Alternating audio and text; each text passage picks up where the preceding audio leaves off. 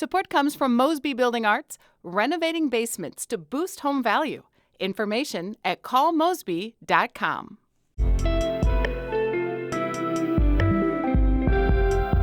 From the St. Louis Public Radio Newsroom, this is The Gateway. It's Friday, March 21st. I'm Abby Larico. A new South Asian art exhibition is highlighting the challenges many immigrants face living in the U.S. You feel like it's an endless turmoils that you have to go through and through and through and through. Like one ends, and before that ends, there's another one to deal with. A conversation with featured St. Louis artist Mee Jey coming up after this news on The Gateway. President Donald Trump has signed an executive order to further downsize the U.S. Department of Education. Gabrielle Rodriguez, superintendent of the Central School District in O'Fallon, Illinois, says she's worried about the message this sends to educators. Whether you're a Democrat or a Republican, the impact that this is having on all of us and the uncertainty that it is creating, it's really detrimental to our profession. Roughly 23% of the Central School District's budget came from federal grants in the 2024 fiscal year. And as St. Louis Public Radio's Hiba Ahmad reports, she's one of many St. Louis area education leaders concerned about this change. Though Trump said that he does not plan to cut funding for low-income students or those with disabilities, education leaders are slamming his decision to dismantle the department. Byron Clemens is a spokesperson for the American Federation of Teachers Local 420, which represents teachers and staff members in St. Louis public schools. We still think public education is a cornerstone of democracy. Ultimately, this will hurt millions and millions of children. School districts are largely funded by local and state tax dollars, but according to state education officials, public schools in St. Louis received over $17 million this school year in federal funding. St. Louis County school districts like Rittner received nearly $2 million, while Riverview Gardens received about $4.5 million. I'm Hiba Ahmad, St. Louis Public Radio. The husband of former Missouri Democratic U.S. Representative Cori Bush is accused of defrauding two programs designed to help businesses get through the COVID-19 pandemic. The U.S. Attorney's Office in Washington, D.C. announced the indictment against Courtney Meritz yesterday. The charges are not connected to Bush's tenure in Congress and are not related to a Department of Justice investigation into her campaign's spending on security, which her husband ran. Meritz allegedly lied on applications for Paycheck Protection and Economic Disaster Injury loans. He received a total of about $21,000, money he allegedly spent on his own personal benefit. His attorney says in a statement that Meritz will plead not guilty and looks forward to arguing the case in court. The city of Ferguson has reached a major milestone in required reforms to its police department. Chief Troy Doyle unveiled the department's Community Policing and Engagement Plan this week. It's a document that is considered a key pillar to fully implementing a 2016 consent decree with the U.S. Department of Justice. Doyle says departments across the country use the strategies in the plan. But what's unique about this particular plan is that it's unique for this city because we have gone so long, or too long, I should say, without having a strategic approach to dealing with crime in our community. The plan has 8 key elements. They include Ferguson officers regularly participating in community events and a formal structure for officers and residents to figure out how to tackle problems in the city's neighborhoods. St. Louis police say they've identified the carjacking suspect who was critically injured in a hit and run on Interstate 70 on Monday. The SLMPD is not making the 15-year-old's name public because he is a juvenile. He was a passenger in an Acura that fled from police and crashed on eastbound 70 near Shreve. The teen ran from police. An officer was holding him at gunpoint in the express lanes when a Cadillac crashed into them both. The officer has had to have his leg partially amputated. The Cadillac's driver now faces multiple criminal charges. An Illinois bill that would require schools like Freeburg High in the Metro East to change their mascots passed out of House committee yesterday 9-4. St. Louis Public Radio's Will Bowers following this. Freeburg High School in St. Clair County has been known as the Midgets for 90 years. This bill would require public schools with mascots deemed to be discriminatory to those with disabilities to change by 2028. People with dwarfism find the term to be dehumanizing and a slur. Erin Ellswood testified at the committee. Her 7-year-old son has dwarfism. Schools should not get to decide which disabilities deserve respect. We would never tolerate a school choosing a mascot that targets any other marginalized group, and we should not allow an exception when it comes to disability. Opponents of the bill say the mascot isn't meant to be offensive, and it's a local issue. The bill now heads to the House floor for debate. I'm Will Bauer, St. Louis Public Radio.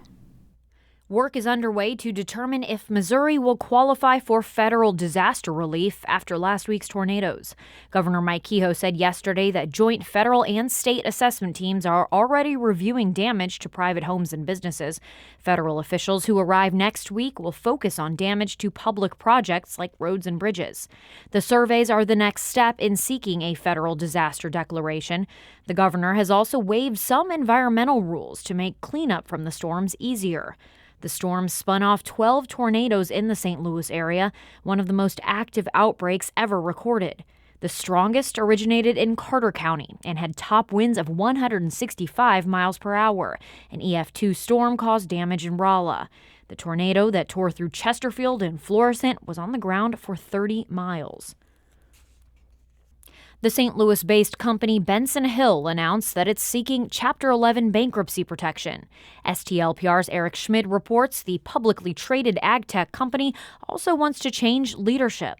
Benson Hill was a rising star in St. Louis's ag tech ecosystem, most known for its innovation around adding specific traits to plants, like boosting the protein in soybeans. The company went public in 2021, valued at $2 billion. In court filings, Benson Hill lists just under $140 million in assets and about $110 million in debts. The filings lay out the company's proposal to approve about $11 million in financing from 4 entities to help with liquidity during the bankruptcy process. The company also proposes to terminate its current CEO, CFO, and Chief Technology Officer, tapping current Administrative Officer Dan Cosgrove to lead the transition. That's all subject to court approval. I'm Eric Schmid, St. Louis Public Radio. The U.S. Department of Agriculture has stripped Tanya Haddix of her license to keep and sell exotic animals for at least 2 years. Haddix had operated Sunrise Beach Safari near Lake of the Ozarks and gained notoriety in the 2024 HBO series Chimp Crazy. She was caught lying to a judge about a chimpanzee named Tonka. That's after agreeing to turn over 7 chimps in her care to People for the Ethical Treatment of Animals. PETA had complained about the animals' living conditions. Haddix handed over most of the chimps, but claimed Tonka was dead, even though he was living in her basement. In September, Haddix told St. Louis on the Air that she thought PETA would be happy relocating just 6 of the 7 chimps. I underestimated their behaviors, their erratic, crazy behaviors, and I just had no clue that they would have challenged that any further. Haddix has about a month to file any appeal.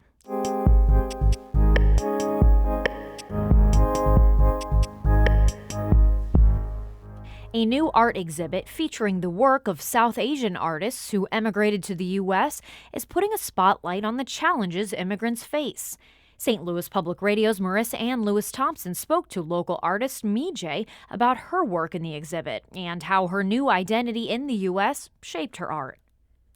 I'm standing in Mee Jey's small home studio, surrounded by her collection of vibrant, handcrafted art.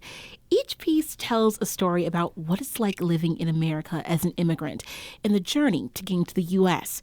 Her latest work, Endless, does just that with a depiction of the desert and the ocean. You feel like it's an endless turmoils that you have to go through and through and through and through. Like one ends, and before that ends, there's another one to deal with. The pieces will be featured in the Atra art exhibition this month.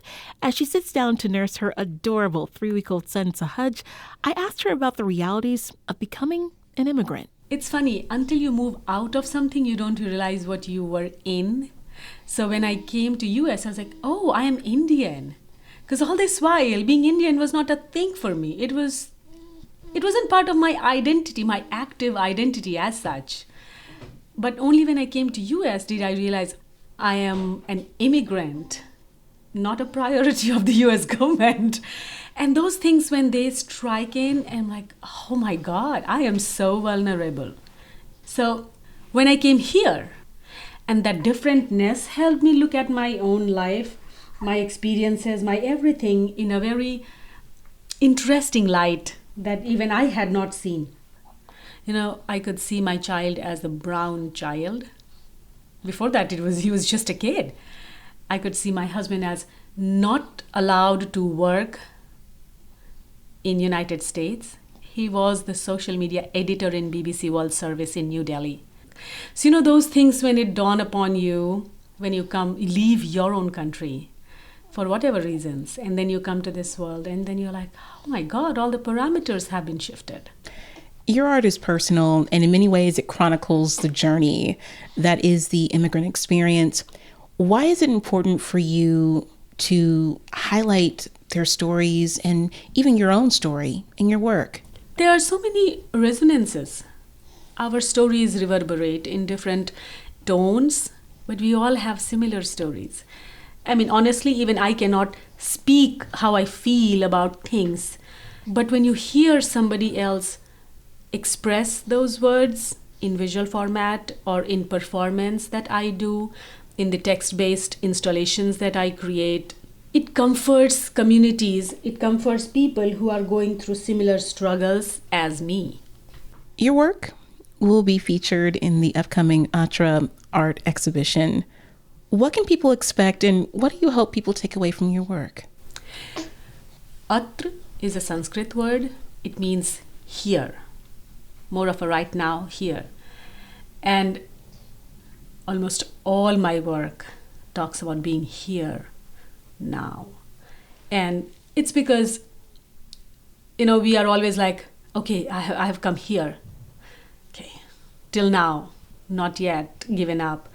And that resilience, just reassuring yourself that you're fine, you are here, you have made it till now, you have made it till here, they reappear in my work. What does it mean to be here in the U.S. at this moment, right now, for you? Believing in myself, in my ability as an individual, as an artist. It's also setting an example for myself, my children, that difficult times test your strength, and I am strong.